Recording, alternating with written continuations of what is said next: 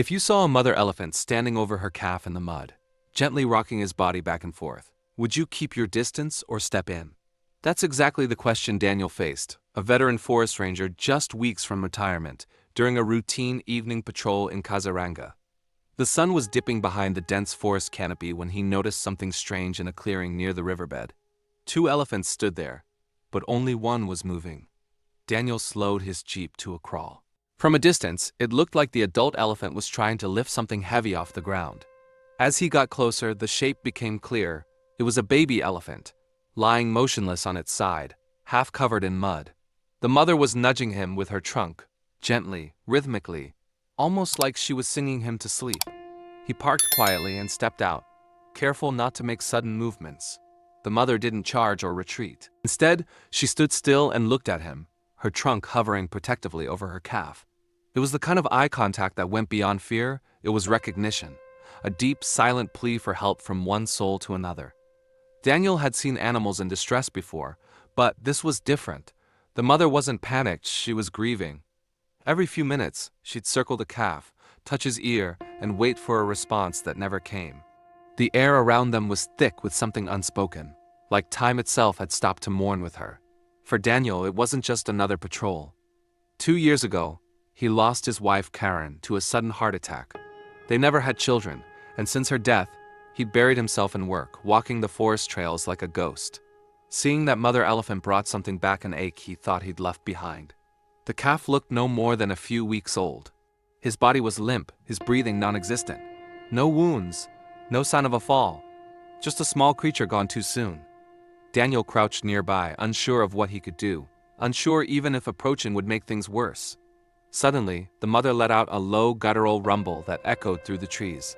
It wasn't a sound of warning, it was sorrow. A sound so raw and full of pain that it caught Daniel off guard. He took one step forward, and the mother didn't stop him. She simply stepped aside. He knelt beside the calf, feeling the cold mud soak through his pants. He reached out a hand and touched the baby's side, half expecting the mother to push him away. But she didn't. She stood still, watching. Daniel's fingers rested on the calf's ribcage and then he felt it. The faintest twitch, he held his breath and pressed his palm flat against the calf's chest. A single, shallow breath. Barely there, but it was real. The baby wasn't gone, just fading. Daniel looked up, stunned, and saw that the mother had turned her head slightly, ears alert. She felt it too. Hope. Before he could think, Daniel reached for his radio, calling in for emergency backup, but only static answered. No one was coming anytime soon. Just him, the mother, and a calf clinging to life. And then, from the far end of the trees, came a distant cracking sound, like a branch snapping or something moving toward them. And in that frozen moment, Daniel made a decision. He wouldn't wait. He couldn't walk away. Not after what he'd seen. Not after that breath. As night fell over the jungle, he moved to lift the calf's head, and a new chapter quietly began.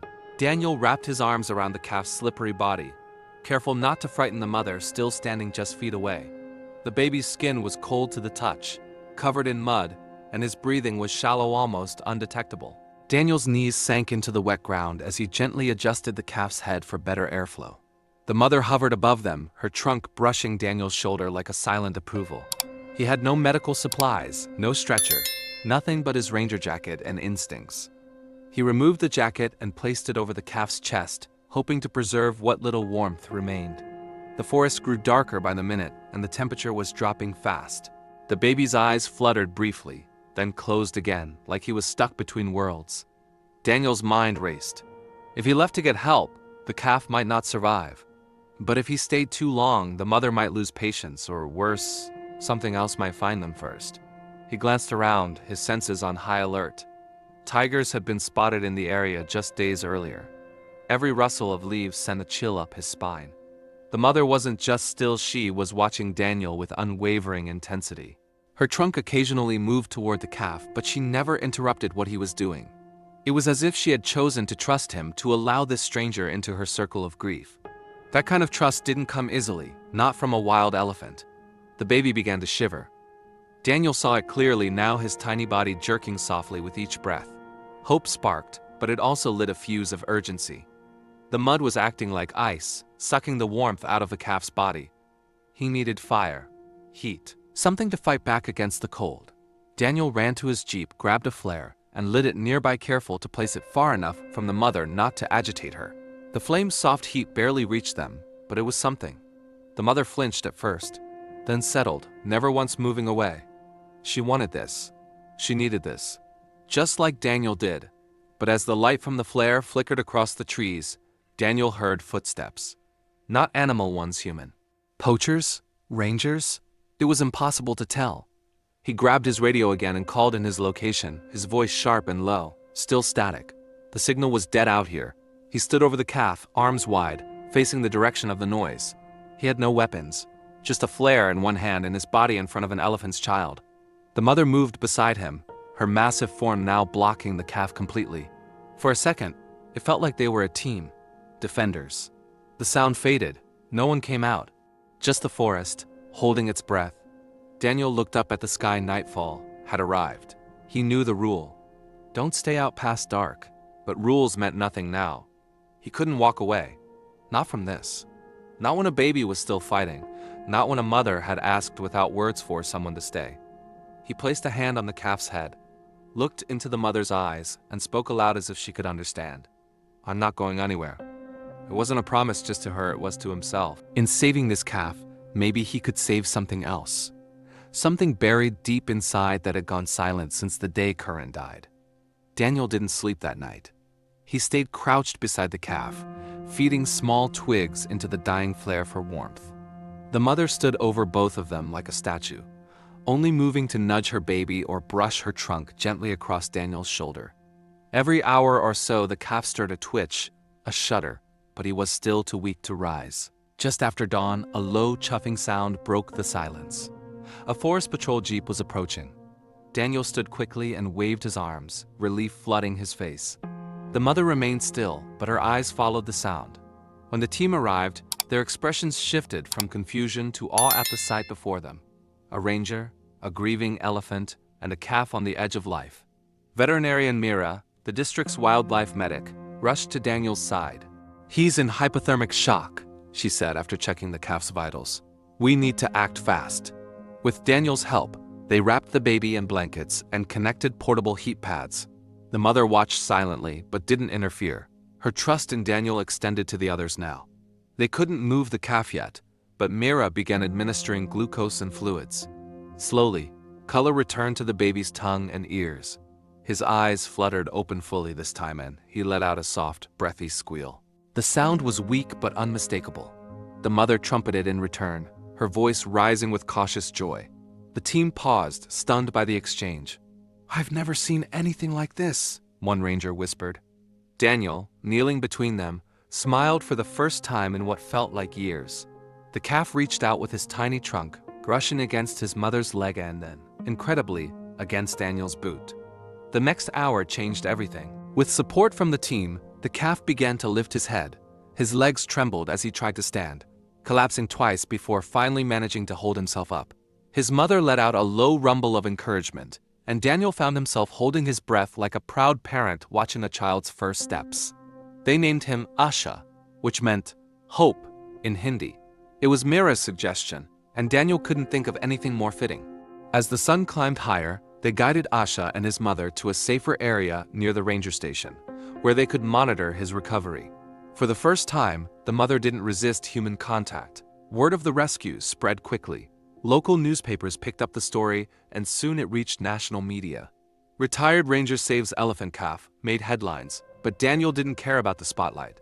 What mattered was that Asha was alive, and that something inside Daniel had started to breathe again too. His supervisor offered him time off, but Daniel refused. He returned to the site every day, checking on Asha and his mother. He brought fruit, water, and even stayed overnight more than once. Each visit, the bond grew.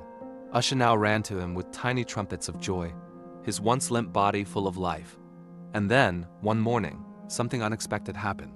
Asha wrapped his trunk around Daniel's arm and didn't let go. Not for a few seconds, but for minutes. Long enough for Daniel to understand that this calf, this moment, had changed him.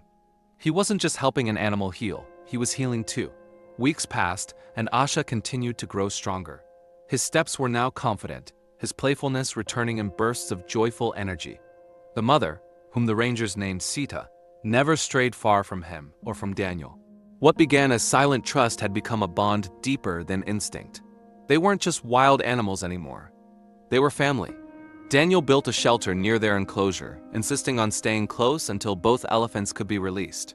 He brought buckets of fresh fruit, read aloud from old ranger journals, and even started humming lullabies his wife used to sing. The forest, once only his workplace, now felt like home. For the first time since Curran's death, he woke up with purpose. Small gestures revealed the healing beneath the surface. Asha would rest his trunk on Daniel's knee during afternoon naps. Sita began to greet him with a gentle rumble every morning, her ears flapping softly in recognition. Daniel's fellow rangers noticed it too. He stood taller, smiled more, and walked with something lighter in his chest. One evening, Mira approached with news. "They're strong enough to be returned to the wild," she said, gently. Daniel nodded, but the words hit like a punch. He knew this day would come. He also knew he couldn't stop it. Healing, after all, meant letting go. But it didn't make it any easier. The release was set at sunrise. As the gates opened, Asha hesitated for just a second before running toward the forest. Sita followed, pausing briefly to look back. Daniel stood there, hands at his sides, heart in his throat. Then, something unbelievable happened. Asha turned around, galloped back, and pressed his head to Daniel's chest one last time. Tears fell freely down Daniel's face as he whispered, "Thank you. Not for staying, but for saving him." Sita called, and Asha turned to go. This time he didn't look back, and Daniel knew that was the final gift. A farewell not born of pain, but of peace. In the months that followed, Daniel didn't retire. Instead, he launched a program for retired rangers to assist in wildlife rescue missions. Second Tracks, he called it, because both humans and animals deserve second chances. The initiative gained national support, helping elders find purpose and abandoned animals find hope. Every once in a while, there were sightings: an elephant calf and his mother at the river's edge. Never too close, but never too far. Daniel would smile quietly and whisper, "Hi, Asha." He didn't need to touch him anymore. That connection was eternal, burned into the very soil they once shared. He didn't just save a baby elephant. He found his way back. And in doing so, he proved that love in any form, grief, loss, healing can stretch across species, across silence, and even across the deepest wounds. Some bonds aren't broken, they're reborn.